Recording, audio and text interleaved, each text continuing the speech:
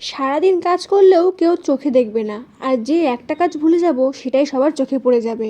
আর তারপরে তোমার শুনতে হবে সারাদিন তো মোবাইল নিয়েই বসে থাকো, কাজটা কি করো শুনি তুমি? মানে তুমি যে সারাদিন খাটনি খেটে একটু মোবাইল নিয়ে বসলে সেটাই সবাই দেখতে পারবে, আর সারাদিনের খাটনিটাই কেউ দেখতে পারে না। সংসারে সব কাজের মধ্যে একটা কাজ তো ছুটে যেতেই পারে, আর এই বিষয়টাই কারো মাথাতেই আসে না। আর এই বিষয়টি আমার সাথে না হলেও কিছু কিছু বউ আছে তাদের ক্ষেত্রে এটা হয়। সে যাই হোক, এখন যাব চান করতে, সেজন্য ঘরটাকে ভালো করে ঝাড় দিয়ে বাইরে যে সমস্ত জামা কাপড় নাড়া ছিল সেগুলো এসে আলনায় ভাঁজ করে নিয়ে একটা নাইটি নিয়ে বেরিয়ে গেলাম। তারপরে চলে আসলাম টিনের ঘরে। এই টিনের ঘরটা প্রায় মোছাই হয় না, মানে মুছবো মুছবো ভাবি কিন্তু সে আর মনে থাকে না। তাই জন্য আজকে আগে এই টিনের ঘরটাকে ভালো করে মুছে নিচ্ছি। আসলে এই ঘরটা মোছা তেমন একটা খাটনি না। সে যাই হোক, টিনের ঘরটা মুছে চলে আসলাম কলপাড়ে। তোমাদের দাদাভাইয়ের একটা গেঞ্জি ছিল, ওটা একটু ভালো করে ধুয়ে দিচ্ছি। আসলে ভালো করে ধোয়ার মতন কিছুই নেই, জাস্ট একটু দাগ লেগেছিল, সেই দাগটা ভালো করে ধুয়ে দিলাম।